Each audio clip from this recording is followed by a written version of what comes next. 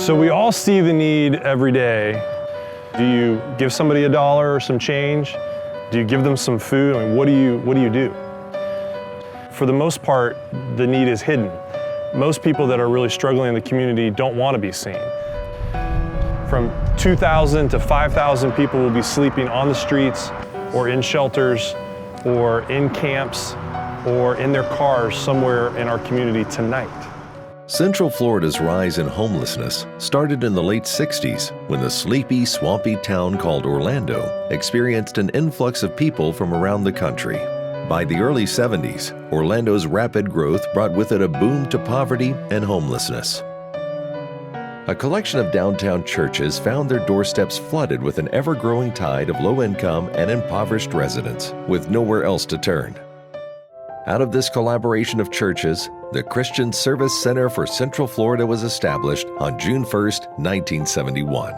We see hundreds of people every day that we help them with clothing, with food, with basic necessities, but all towards the end result of getting them to a safe place in their lives where they are no longer homeless, where they are in a full-time job, and where they have the appropriate health care that they need to sustain themselves for a very long and happy life. They have rapid rehousing case managers to help end homelessness for people. They brought other nonprofit partners on site that specifically work with people that are experiencing homelessness. And we kind of are one of the magnets to help bring people here so we can get them connected using the resources that the Christian Service Center has right here on site. Our Daily Bread soup kitchens in Orlando and Ocoee provided nearly 5 million free meals since the program began in 1975. From a mother's perspective, it's sometimes harder to see some of the younger guests that come here. Just being a part and trying to do anything I can to help them is very important to me. If it weren't for places like this, there'd be a lot more people homeless, hungry. Who knows what they would be doing to try to feed their child or just keep a roof over their head. Do you know what that feels like?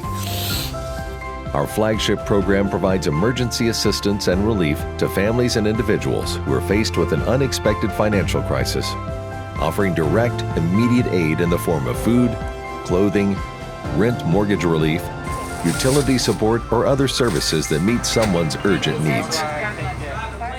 A little Bible study in the morning and then a little nourishment. So we try and nourish, your soul and then your body. And then we try and help people take their next best step forward.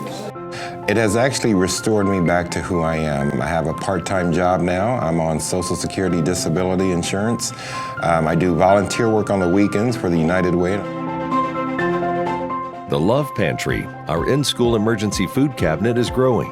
We make sure that children have emergency food for their entire household, so children can focus on learning instead of hunger. We have over 100 plus people come out to our Straight Street event Monday through Friday. So we are gathered here to basically share food and have a conversation.